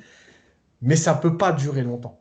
Et en équipe de France, ça a été pareil. Barthez Lama, ça a été très compliqué à gérer. Bref, il y a beaucoup, beaucoup de choses comme ça qui font que la concurrence entre gardiens, elle est très dure à gérer. Et là, tu as un gardien qui est très jeune, qui a besoin de jouer, même s'il a déjà 150 matchs de Serie A et presque 300 matchs professionnels, qui a besoin de jouer pour continuer à progresser. Et la dernière chose, c'est que euh, quand City prend Ederson, il le prend dans une idée de jeu. D'accord? Et en fait, pour en avoir parlé avec des gardiens professionnels et des entraîneurs de gardiens professionnels, pour eux, je dis ce qu'ils m'ont dit, parce que moi, je ne suis pas gardien et je ne suis pas assez professionnel ou je ne maîtrise pas assez le sujet. Voilà ce qu'on m'a dit. Ça pose le problème de la politique sportive du PSG, parce que tu avais un joueur comme Mac Maignan qui était dans ton club, qui était à toi, qui était gratuit. Tu pouvais le prêter, etc. Tu te retrouves à le perdre et à prendre un joueur avec 30 millions de primes à la signature, 12 millions de salaire, alors que tu avais Mac Maignan chez toi. Ça, c'est une chose. La deuxième pole, ça pose le problème de politique sportive parce que pour eux, aujourd'hui, Donnarumma est un très bon gardien dans un système. Parce que Donnarumma, il est bien dans une défense en bloc, plutôt bloc médian bas, sur sa ligne. C'est-à-dire que ce n'est pas lui qui va te permettre de relancer le jeu, de donner du rythme. Ce n'est pas lui qui va te permettre à ton bloc de jouer très haut parce que ce n'est pas un gardien qui joue très haut, c'est un gardien de formation italienne. Donc, ça veut dire que tu as pris un gardien qui est aujourd'hui, en tout cas, bon dans un style de jeu qui ne va pas être le tien 90% des matchs. Voilà. Je répète ce qu'on m'a dit parce que ça, c'est quelque chose qu'on oublie, mais on l'avait répété souvent, que ce soit Ederson, donc que ce soit Neuer, leur positionnement permet à leur équipe d'évoluer d'une certaine façon. Si ton gardien reste dans ses 6 mètres alors que toi, tu as décidé de jouer bloc haut, même si c'est Donnarumma qui fait 1m96 et une envergure de 8m50, ça va te poser problème dans ton animation défensive. Voilà. En tout cas, ouais, Nico. Ouais, non, juste, déjà, le gardien avec Ter Stegen, c'était Neto, je crois, de mémoire. Ouais, c'est possible. Ouais. En concurrence avec lui. Ce que tu dis sur Maignan, oui, je suis d'accord, Yacine, mais c'est aussi la vie d'un club d'avoir des joueurs qui partent et que tu te rends compte 3 ou 4 ans après que bah, ça aurait été bien parce qu'il a explosé. Ça, tu peux pas le reprocher. Par contre, là où je suis d'accord avec toi, c'est que tu peux quasiment te demander si c'était pas plus judicieux, par contre, d'essayer de récupérer Maignan là cet été, effectivement. Bon, Là, je suis plus d'accord là-dessus, toi. déjà, et c'est pour ça aussi que le PSG fait aujourd'hui différemment. C'est-à-dire qu'avant, il vendait les jeunes ou il les prêtait, bref. Aujourd'hui, il pose toujours, enfin très régulièrement, des options de rachat, entre guillemets, avec un prix qui est déjà fixé, comme l'histoire de Kalimundo. C'est-à-dire que tu vas donner à Lens, par exemple, 4 millions d'euros. Ça évite à Lens de lever l'option d'achat et de leur vendre derrière, par exemple, 15 ou 20, et il revient chez toi. Voilà. Par exemple, pour Maignan, ça aurait été une idée de dire s'il progresse, nous, on est prioritaire. Quoi qu'il Yacine, arrive. Oui. le Areola et Maignan, c'est la même génération, il me semble. Non, non, Areola, il est plus vieux. Plus jeune, Maignan. Areola, Il est beaucoup plus vieux? Ouais, il a quand même au moins 3 ou 4 ans facile. Ah, d'accord, ok, je pensais. Non, non, ok, ça marche. Il est très jeune, Maignan. Il doit avoir 24 ans. Parce que Maignan, c'est la génération Hakim Pembe. Areola, il a 28 ans. Ouais. Ah oui, d'accord, ok. Parce que moi, je pensais que c'était la génération. Ok, d'accord. Parce que je me demandais, en fait, la question que je me posais, est-ce qu'ils avaient fait un choix entre les deux? C'est-à-dire, Non, on garde Areola. et... Ok, d'accord. Ouais, ça marche, ça marche. Maignan a 25 ans, donc ils ont 3 ans d'écart. 3 ans d'écart, ok, ça marche. Ça me fait penser aussi à la situation, je ne sais pas si vous avez pu suivre, mais au Bayern, ils ont acheté le gardien Alexander Nobel, qui avait été un des meilleurs gardiens la saison dernière avec Schalke, et qui était venu concurrencer Manuel Neuer. Et Neuer n'avait pas du tout apprécié que le Bayern l'achète. D'ailleurs, il avait dit moi, je ne laisserai pas ma place. S'il veut passer devant, il faudra qu'il soit bon aux entraînements, etc. Et je ne sais pas comment ça se passait, mais j'avais plutôt 3 rumeurs que ça se passait un peu mal entre les deux en Allemagne et que Nobel voulait être prêté au club parce qu'il ne pouvait pas, quoi. Et que Neuer ne voulait pas lâcher sa place, quoi. On a aussi l'exemple en France avec Tatarusanu et Lopez à Lyon, et ça s'est mal passé. Finalement, Tatarusanu est parti en prêt, je crois, en Italie. Voilà. Et juste un rappel pour Donnarumma, faut savoir que de l'époque d'Antero Henrique s'était penché dessus déjà à l'époque, ça coûtait très cher. Ensuite, quand Leonardo arrive en 2019, il va absolument faire Donnarumma, il met en stand-by Navas.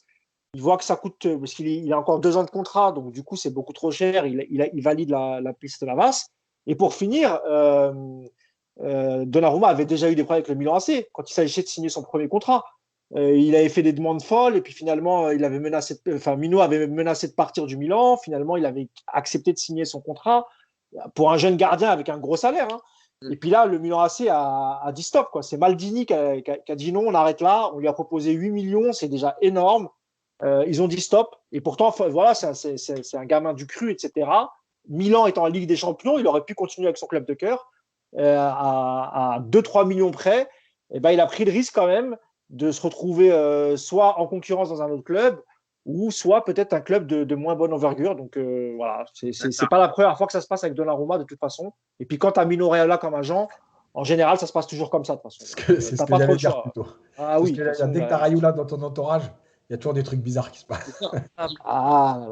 Ibra, il avait dit dans une interview aussi récemment en disant Donnarumma, il aurait pu faire toute sa carrière comme Maldini à l'AC Milan. C'est un gardien c'est un mec du cru, etc. Il aurait joué titulaire toute sa carrière au Milan AC. En plus, il revenait en Ligue des Champions. Et là, il part, il disait pour 3-4 millions d'euros. Enfin, comme tu disais, Mousse. Et c'est vrai que là, tu arrives au Paris dans un contexte miné un peu où tu as déjà un gardien en poste. Enfin, je comprends pas des fois certains joueurs. Je sais que ça veut dire millions le fric, mais. Il part surtout pour la prime de Raiola, pas pour 3-4 millions. C'est ça. Oui, aussi, bien sûr, bien sûr. Après, c'est peut-être aussi. Déjà, il y a 2 choses, Dan, pour finir sur le dossier. Enfin, pour finir, c'est pas moi qui décide quand on finit ce dossier, Hugo. Vas-y, Nico, t'as le mot de la fin sur Donnarumma. Il y a 2 choses. D'abord, encore une fois, là, on parle de beaucoup de choses, mais on ne sait pas encore dans les discussions comment est-ce que son rôle a été présenté. S'il faut, il a été clairement présenté comme un numéro 2 pendant une saison, sans aucun problème. Et dans ce cas-là, il va y avoir une saison de très bonne cohabitation, parce que s'il est intelligent, il va se rendre compte qu'il va aussi apprendre auprès d'un gardien comme Navas. Donc ça, c'est la première chose. Et puis, pour avoir une petite touche un peu optimiste sur Raiola, si Raiola se positionne comme ça sur ce dossier en prenant une telle prime, c'est peut-être que derrière, il y a un autre joueur du clan Raiola qui serait dans les papiers du PSG. Et peut-être qu'on prépare un gros coup de transfert, peut-être notamment du côté de Manchester, je ne sais pas, vous voyez, mais le PSG a des besoins, Raiola a des joueurs qui correspondent à ses besoins, donc peut-être que peut-être que ça prépare aussi tranquillement le gros coup du mercato côté PSG. Allez savoir. Après, juste pour finir là-dessus, c'est Navas. Il a été blessé souvent à l'épaule cette saison. D'ailleurs, il ne fait pas les matchs avec le Costa Rica là, pendant la trêve internationale. Il y a peut-être aussi l'idée d'attendre de voir comment il va revenir en juillet-août, parce que c'est un gardien quand même, et une blessure à l'épaule, c'est pas anodin. Et à 35 ans, peut-être que c'est peut-être un peu plus important ou plus gênant qu'on nous on l'imagine. Il y a aussi ça. Hein, voilà, il faut en De toute tenir façon, il est censé revenir à la reprise le 4 ou ouais. 5 juillet, Navas. Et dès la reprise. Ouais. On en saura un peu plus à ce moment-là. Il y aura des matchs amicaux. On verra s'il participera aux matchs amicaux, etc. Et puis si entre-temps, Donnarumma a signé, on verra avec l'Italie comment ça se passe à l'Euro. Et oui, on verra le rôle qui sera défini. Mais de toute façon, pour l'instant, c'est quasiment fait d'après les news qu'on va passer. Donc, on n'a pas d'autre choix que de lui dire bienvenue et puis en espérant une bonne cohabitation. Et bon, ça m'étonnerait quand même que Nico qui fasse la saison numéro 2 alors que tu as la Coupe du Monde la saison prochaine avec l'Italie. Je pense pas qu'il va vouloir passer une saison en tant que numéro 2. Et Hugo, à son âge, lui qui a toujours enchaîné, ça fait 3-4 saisons qu'il joue, une coupure d'une saison, ça peut être fatal pour sa progression à Donnarumma. C'est pour ça que moi aussi, je trouve ça bizarre. Donc après, s'il y a un prêt, il va falloir cibler le bon club, etc. Et il y a peu de clubs qui ont besoin d'un gardien numéro 1, en fait. En tout cas, je te parle dans les top clubs. Il y a Lille. Ah ouais. Est-ce qu'il accepterait d'aller à Lille? C'est ça le problème. Probable. Bon, en tout cas, on aura l'occasion. On a Areola pour Lille. Ouais. Ah, mais c'est vrai qu'il faudra, non, mais faudra quand même se pencher dessus parce qu'il revient de près de Fulham. Savoir qu'est-ce que t'en fais parce qu'avec ses 8 millions annuels, ça fait quand même avec Mino, il va bien lui trouver un petit club à Londres. Il y a au moins 20 clubs professionnels là-bas. Pas en prêt, en achat sec, transfert sec. Ah, bon, en achat, il est invendable. C'est impossible. Le salaire qu'il a, c'est impossible. Tu vas pas garder encore ces 8 millions et tu vas faire 50-50 niveau salaire avec le club qui va vouloir de Areola. En tout cas, pour l'acheter, je vois pas Areola accepter de diminuer son salaire pour un transfert définitif. Ça paraît peu probable. Il sera en concurrence avec Bulka et Innocent, puis c'est tout. Voilà, Areola, c'est quand même le gardien à la fin de sa carrière. Tu sauras pas quel a été son club en fait. Tous les gardiens, ils ont plus ou moins un club parce qu'il reste quand même assez longtemps. Areola, dans 5-6 ans, on va se dire, mais il a joué dans quel club lui? C'était quoi son club? Après, bon, il a 28 ans. Un gardien, ça peut faire facile encore. Là, il peut faire encore 8 ans facile. Tu vois ce que je veux dire? Donc, bon, on verra si. Voilà. Il a déjà mis du temps à faire les 8 premières années. Toi, tu veux qu'il commence à 35 ans, quoi. Ah oui, un gardien, il peut faire facile. Il avait fait un bon prêt en Espagne. C'était la seule fois vraiment où il avait fait quand même une bonne saison. Il avait fait une saison à Bastia aussi, il me semble. Il fait une bonne saison, là, Mousse. Là, t'es dur, là. Il fait une bonne saison, là, quand même. Hein. Bon, ils sont, son équipe. Il descend pas son club. Oui, non, mais je suis d'accord. Mais lui, il a pas perso, il fait une saison correcte, quand même, non? Il fait une deuxième partie de saison bien. La première, ça a été dur, mais après, ouais. Bon, j'ai très peu regardé Aston Villa, donc franchement, je ne pourrais pas te dire, je te fais confiance. Fulham. Ouais. Fulham, c'est vrai que tu n'as rien regardé. Là, effectivement, tu l'as pas fait. Mousse, t'as même pas le bon club. Mais tu vois, je mens pas. Je sais, voilà. Fulham, j'ai dit Aston Villa. Mais je vous ai déjà dit, moi, les autres matchs, voilà, j'ai pas beaucoup de temps pour les regarder. Dis-le que tu veux pas regarder les matchs d'Areola, surtout. Ouais, Areola et Fulham. Ouais. On va passer à moi, je regardais Fulham du temps de Jean Tigana quand il était coach. C'était autre chose déjà. Tu vois. Ouais, là, ça m'intéresse moins. Ah, c'est sûr. Tu aurais vu Anderson, aussi le défenseur qui était prêté par Lyon cette saison, qui était devant lui, devant un défense titulaire. Passons à la dernière partie de notre podcast, si vous voulez bien, les amis. Parce que, évidemment, le mercato prend beaucoup de place toujours dans le podcast avec vous, parce qu'évidemment, il y a beaucoup de choses à dire. Mais parlons quand même, on a fait la ligne défensive, je le disais, alors il y a deux podcasts pour revenir sur le bilan un peu de la saison des défenseurs parisiens. Là, passons au bilan sur la saison des milieux de terrain, avec le même procédé que la dernière fois, avec vos tops et vos flops. On va essayer de pas faire trop long, surtout qu'il y a certains de l'équipe qui ont 2 fois le même joueur. Donc, on va commencer avec les tops. Allez, commençons avec les tops. Yacine, je vais me tourner vers toi. Toi, tu as choisi en top Idrissa Gueye en tant que top, en tout cas dans les milieux de terrain du Paris Saint-Germain cette saison. Pourquoi l'international sénégalais? Alors, comme d'hab, je suis la petite fiche d'Idrissa Gueye, 31 ans, international sénégalais. Il a joué 28 matchs de Ligue 1 cette saison pour 2 buts et une passe décisive et 10 matchs de Ligue des Champions disputés. Pourquoi? Parce que déjà, si on regarde globalement sur la saison, il n'y a pas un joueur qui a été au-dessus sur toute la saison complète, au-dessus vraiment, voilà, qui s'est baladé. Idrissa Gueye, il a fait une très belle fin de saison, mais en fait, surtout, il a été très bon dans les matchs qui comptaient. cette saison, notamment en Ligue des Champions. Voilà, il a évolué dans son jeu, il a pris confiance, il a été le meilleur des milieux de terrain quand il a joué. Euh, voilà, il y a pas grand-chose à dire de plus, si ce n'est que, effectivement, entre le Real Madrid et le Real Madrid de 2019 et le mois de février 2021, on a attendu. Bah ouais, mars, avril, mai, franchement, voilà, il y a pas grand-chose à dire. Et puis ça me permettait aussi d'envoyer un petit tacle à tous ceux qui pensent que j'aime pas Idrissa Gueye. Ouais, j'aime pas Idrissa Gueye jusqu'à février, mais j'ai rien à dire sur les Idrissa Gueye jusqu'à mai. Il est bon, Yacine Yarta. Il a un cœur, finalement, Yacine. Derrière de Pierre, il y a un cœur qui bat, voilà, évidemment. Allez, Mousse, je vais venir vers toi. Alors, j'ai donné la parole à Yacine en premier parce que. Non, mais je vais changer, je vais en prendre un autre. Comme vous m'aviez donné les mêmes top et flop, déjà que j'ai demandé à Yacine de changer son flop, c'est pour ça que j'ai lancé quand même sur son top pour que voilà, il donne en premier. Non, mais je vais prendre un autre. Tu m'avais dit Idrissa Gueye, voilà, pour dire aux gens, tu m'avais dit Gueye aussi en top. Pour exactement les mêmes raisons, si je devais en choisir un deuxième, bah mais c'est plus un mot d'encouragement parce qu'il n'a pas fait que des bons matchs, mais je vais parler un petit peu de Danilo parce que je trouve que déjà, ça n'a pas été facile pour lui parce qu'il arrive, il y a un coach, au bout de 4-5 mois, il y a un autre coach. Le premier, il le faisait jouer régulièrement en défense centrale, et c'est vrai que bon, il n'a pas fait de grosses boulettes quand il était en défense centrale. Je trouvais même que son jeu de tête a apporté quand même un petit plus. Et quand il a joué parfois au milieu de terrain, alors il y a eu des fois, c'était bon, pas terrible, mais c'était souvent à l'image de soit toute l'équipe, soit tout le milieu. Et puis il y a des fois, moi je trouve que quand même, il a tiré son épingle du jeu en grattant des ballons, en essayant de jouer simple, c'est un peu sa spécialité. Donc voilà, c'est peut-être un petit message d'encouragement parce que même nous, parfois, on a été dur avec lui au tout début.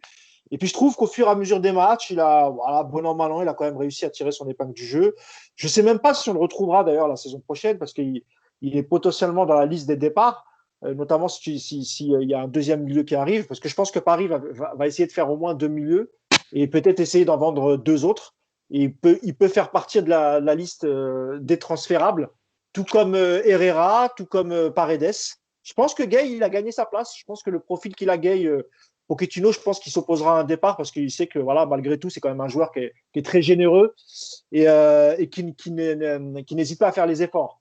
Donc voilà, petit mot d'encouragement pour Danilo, même si encore une fois, on ne sait pas ce qu'il en sera, on ne sait pas s'il sera de retour la saison prochaine.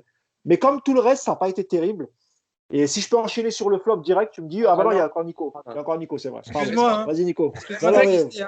Respect. Tu vois, tu sois là. Respect. Exactement.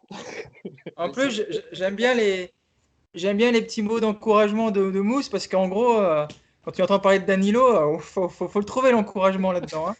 Ça, j'ai dit qu'il avait fait des bons matchs. J'ai expliqué qu'il avait fait des bons matchs. C'est ton pote à l'école que tu choisis toujours en dernier, puis pour lui faire plaisir, une fois tu le prends en avant-dernier, tu lui fais une fleur, quoi. Et d'ailleurs, j'aurais été plus dur avec Paredes et Herrera et Verratti, hein, crois-moi. Parce que ce qui est marrant, c'est quand même que vous avez, ton top d'encouragement, Mousse. Il y a un des 2 autres chroniqueurs en face de toi qui l'a choisi en flop. Donc ça va être marrant quand même d'en discuter après. Ah bah écoute, moi j'assume. Ouais, moi j'aime bien Danilo. D'ailleurs, je devrais vous demander une note, une petite note là. Alors Yacine, combien sur sa saison, sur le bulletin? En plus, tu me parles tout le temps de bulletin scolaire. Alors donne-moi une note pour Idrissa Gueye en top, pardon. Ouais, 7,5. Quoi? Bien sûr. Sur 10. Ah, sur 10. Ah non, mais... Ok, là tu parles sur 10, toi, t'es à l'ancienne. Dans le foot, on parle sur 10. Allez, il n'y a pas de note sur 20. Allez, 7,5 sur 10. Alors Mousse, pour Danilo, combien? Un 5,5. Un 5,5, voilà.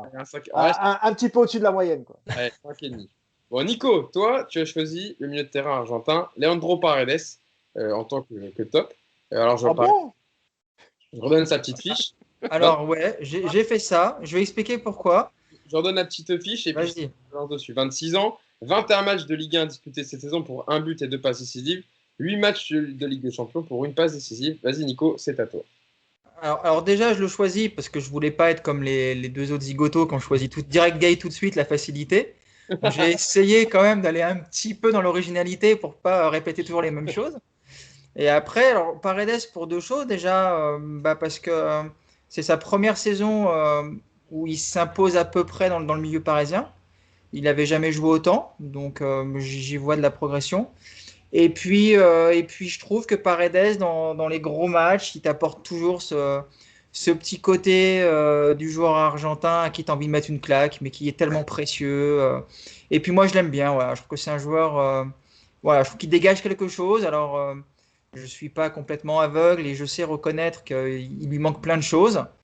Je ne souffre pas du syndrome Baker à tous les postes. Hein. Vous voyez, voilà, j'ai cette lucidité aussi sur Paredes. Mais voilà, je trouve que c'est un joueur intéressant qui colle peut-être pas au profil de ce PSG là. Je sais pas. Il y a peut-être qu'on n'arrivera jamais avec lui à avoir le maximum de ce qu'on pourrait espérer. Mais moi, j'ai envie encore d'y croire et je trouve que sa saison était malgré tout assez intéressante. Dans les gros matchs notamment, où il a apporté, encore une fois, je vous le dis, ce côté un petit peu hargneux, ce qui manquait souvent au milieu du PSG. Et puis le seul regret que j'ai avec lui, c'est voilà, c'est aussi pas mal d'absence cette saison, des suspensions un peu bêtes. Mais bon, voilà, l'ami argentin est sanguin et quelque part, ça fait aussi un peu partir de son charme. Voilà, moi, c'est un joueur que j'aime bien et du coup, je vais le défendre. Alors, Nico, quelle note alors sur 10? 9,5. Non, je rigole. Non, je vais lui mettre un petit 7 sur 10, voilà, pour les C'est bien. encouragements. C'est bien, c'est bien. C'est un beau 7 sur 10 donc pour Leandro Paredes. Pour Nico. Passons au flop. Alors, avant de venir vers toi, Mousse, pour ton flop que tu voulais absolument donner très, très rapidement, je vais aller vers Yacine. Parce que ton milieu d'encouragement, eh ben, c'est le flop de Yacine. C'est Danilo. Voilà. Donc, Yacine, je me tourne vers toi. Alors, tu as changé. Hein, tu avais le même flop de base. Mais pour les besoins de l'émission, comme tu es un grand seigneur, tu as changé ton flop. Et donc, c'est l'ami Danilo. Bah ouais, pourquoi? Bah parce qu'en fait, Danilo, il est capable de jouer que dans un seul système, dans une seule façon de jouer, et qu'on attend autre chose quand même d'un milieu de terrain qui est censé être joueur de football professionnel et qui joue dans un club qui postule à une victoire en Ligue des Champions. On peut pas être aussi réduit dans une activité. Voilà, dans le volume de jeu, c'est compliqué. S'il faut aller chercher haut, c'est compliqué. Voilà, et ses passes, Paredes par exemple, c'est 10 fois au-dessus. Donc, écoute, moi je pense de toute façon que Paris s'est trompé à force de vouloir chercher le profil plus le morphotype que le joueur. Et ben oui, on a pris le fameux grand costaud que Leonardo cherchait depuis longtemps au milieu, mais je suis désolé, il n'a rien apporté du tout, quoi. Voilà, il a dépanné. Voilà, alors on va me dire, ouais, rappelle-toi, à Barcelone, il a fait une passe à Draxler pour partir sur la contre-attaque. Ouais, ok, super. Donc 20 millions d'euros, 500 000 euros par mois pour faire une passe dans un match sur un an. Mais je veux dire, voilà quoi. Bon.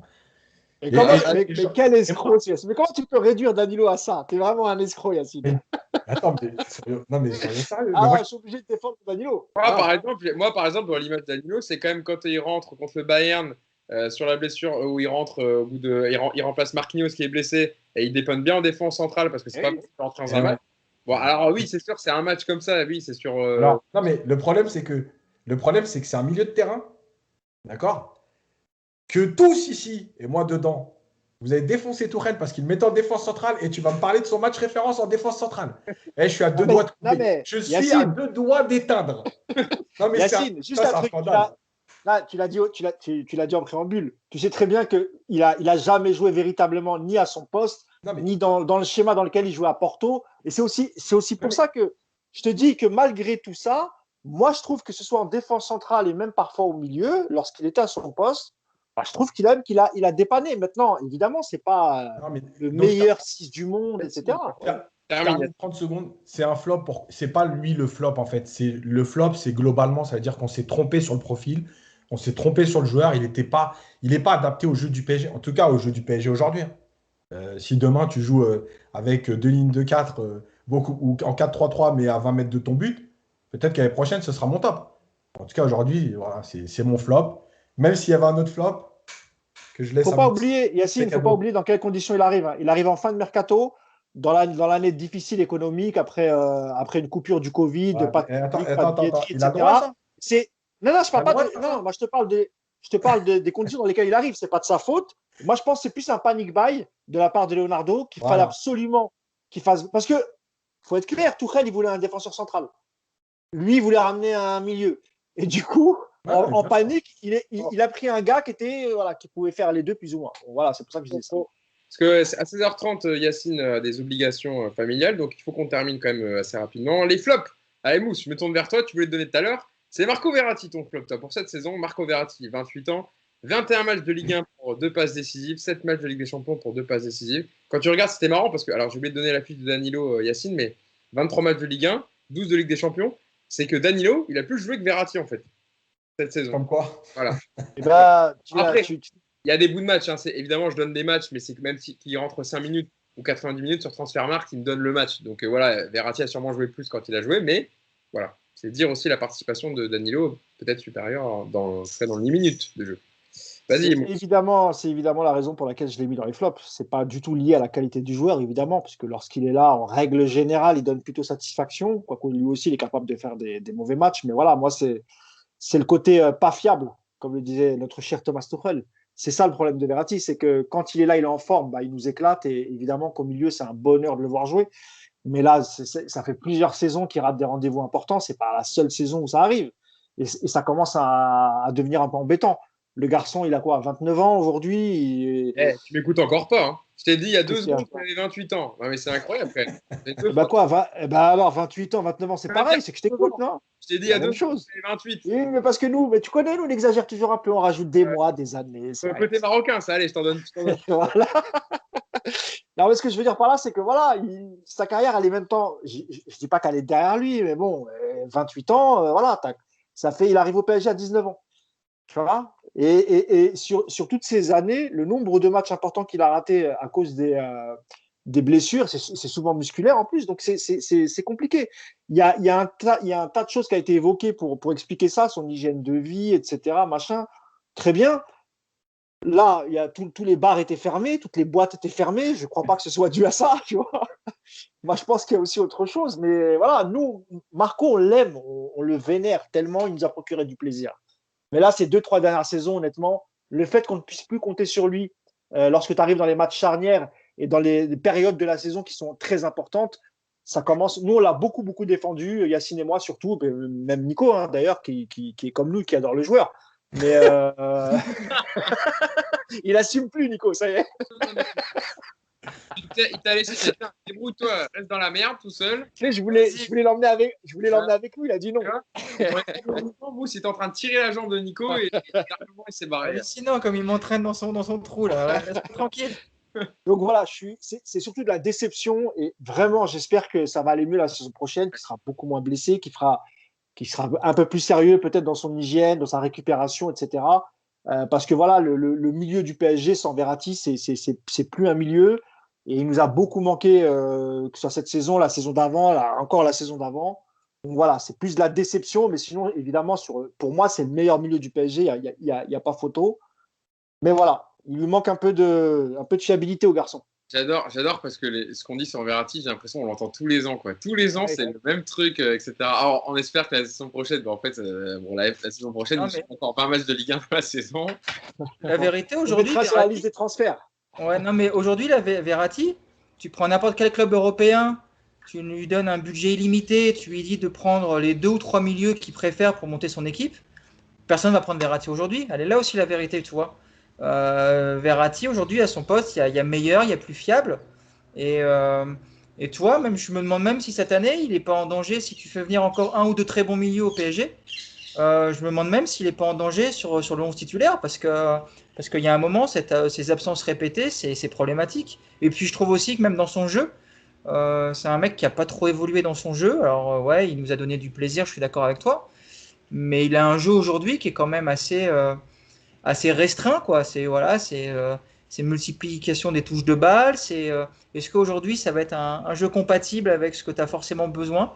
Enfin, ça peut être une année compliquée pour lui si le PSG se renforce vraiment au milieu de terrain. J'en suis persuadé. Hein. Bon, en tout cas, on va terminer avec toi, Nico. Toi, ton flop, c'est le frère de Thiago Alcantara, Rafinha, arrivé du Barça la saison dernière, 28 ans, 23 matchs de Ligue 1 avec 5 passes décisives quand même et 8 matchs de Ligue des Champions dans les jambes pour cette saison. Ouais, alors flop, pas globalement, je trouve qu'il a fait des bons matchs quand on l'a vu, surtout quand il a un petit peu pu enchaîner, ce qui n'est pas arrivé souvent. Mais c'est surtout flop par rapport à son temps de jeu. Voilà, c'est un joueur qui a été le plus souvent sur le banc, surtout avec Pochettino, on a senti qu'il y avait vraiment cette absence de confiance. Et donc voilà, c'est plus un flop dans le sens où il n'a pas apporté ce qu'on pouvait espérer. Surtout en plus, Moi, j'ai été très étonné de voir qu'il ne soit pas plus utilisé avec les absences de Verratti. Mais voilà, visiblement, c'était même pas la doublure de Verratti cette saison. Et voilà, flop, mais plus dans le sens déception parce on n'a pas vraiment pu le voir s'installer durablement à un poste. Et c'était prometteur sur le papier. À l'arrivée, c'est un joueur qui va peut-être partir cet été et qui à l'arrivée n'aura pas laissé une trace très importante au club. Et il y avait mieux à faire avec lui dans sa gestion, je pense. Voilà, voilà, plutôt un flop par rapport à ça, quoi. C'est pas contre le joueur. En tout cas, personne n'a mis Draxler dans ses flops, donc ça va. Ah non, on n'avait pas le droit. Tu nous as dit dans le message, vous n'avez pas le droit de mettre Draxler. Non, mais t'inquiète pas, on n'a pas fait les attaquants. On fera un attaquant. Ah oui, parce qu'il le considère comme un milieu, c'est pour ça. Mais non, ça reste un élément offensif, Hugo, je te rappelle. C'est pour ça, non, mais voilà, ok, bon, bah, donc ça veut dire que vous allez le mettre en flop pour les attaquants, quoi. Tous les trois. Évidemment. Mais exprès. Je ne serai pas là, alors je m'arrangerai pour être non disponible, Mousse, je le dis d'avance. Moi, j'hésite entre Icardi, Sarabia et Draxler. Donc, tu vois, il y a du monde. Tu as encore le temps de peaufiner ta réflexion, Mousse, évidemment, on parlera de ça dans le prochain podcast sur les attaquants. Et puis, d'ici là, pour le podcast prochain, il y aura sûrement d'autres pistes mercato ou des joueurs qui auront signé officiellement. Donc, on pourra revenir dessus. Je vais vous remercier, Mousse, Nico et Yacine, d'avoir été avec moi pour traiter l'actualité du Paris Saint-Germain. Comme toujours, un véritable plaisir. N'oubliez pas de liker la vidéo, de vous abonner à la chaîne YouTube de Paris United parce que tout l'été, on continuera à vous délivrer des podcasts. On lit toujours vos commentaires, donc bien sûr, commentez la vidéo. Dites-nous, vous, qui vous auriez mis en top pour les mi-terrain et en flop avec une petite note, comme on a fait un... D'ailleurs, on n'a pas demandé en flop, du coup, la note. Alors, Yacine, la note sur 10 pour le flop. Je mets 4 parce que c'est pas le seul responsable. C'est un recrutement aussi, mais voilà. On appelle ça un professeur intelligent, Yacine. Tu ne le laisses pas sur le bord de la route et tu veux le remettre dans le bon chemin. Mousse, toi, tu lui aurais donné combien à Verratti, du coup, sur 10? Ouais, pareil, 4. Ok, d'accord, 4. Et toi, Nico, pour finir? 4,5. Quel bon prince! Ouais. Une sacrée faveur. Bon, en tout cas, on espère qu'ils auront la moyenne la semaine prochaine. Si au moins les trois restent au club, on verra. Je pense qu'il n'y a pas de problème. Et c'est vrai que pour Rafinha, si tu as besoin d'un peu de maille financière, un peu d'argent, bon, quoique Nasser a dit qu'ils allaient investir sur ce mercato-là, donc peut-être qu'il n'y aura pas besoin de vendre autant que d'habitude. Le problème, c'est que Rafinha, il ne va pas te rapporter beaucoup. Ah, et par contre, il peut être intéressant dans la rotation malgré tout. Donc, ça aussi, ça fait partie de la politique sportive. Est-ce que, par exemple, je dis n'importe quoi, mais est-ce qu'il vaut mieux vendre un Sarabia à 25 ou 20 et garder un Rafinha dans une rotation? Ouais, la question est vite répondue. Je garderai Rafinha, évidemment, parce que je trouve qu'il a été sous-utilisé cette saison et que Pochettino a eu du mal à le mettre dans le collectif, mais il a préféré des profils, dans les gros matchs en tout cas, des Danilo ou des Idrissa Gueye, mais évidemment, pour moi, Rafinha, c'est parce qu'il est formé au Barça comme Icardi. C'est pour ça qu'il est fou sur le banc. C'est un mec d'Espagnol, lui. Tu vois, c'est la rivalité, ça. Eh oui, c'est vrai. Bon, en tout cas, on traitera des attaquants pour le prochain podcast et je vous laisserai peaufiner vos choix. Nico, Yacine et Mousse, merci d'avoir été avec nous et puis on se donne rendez-vous la semaine prochaine pour le prochain podcast. Salut à tous et bon démarrage dans 2 jours pour vendredi. Voilà. Ciao. Ciao.